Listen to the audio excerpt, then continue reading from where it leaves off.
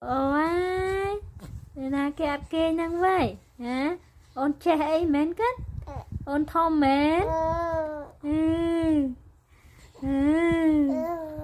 mày con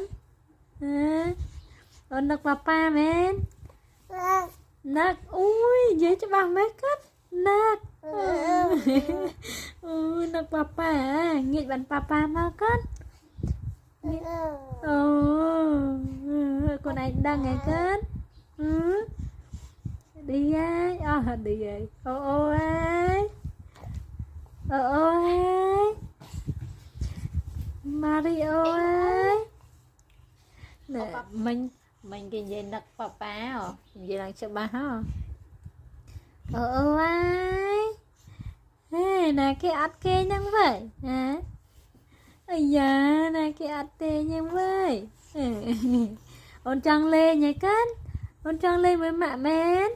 ai ôi ôi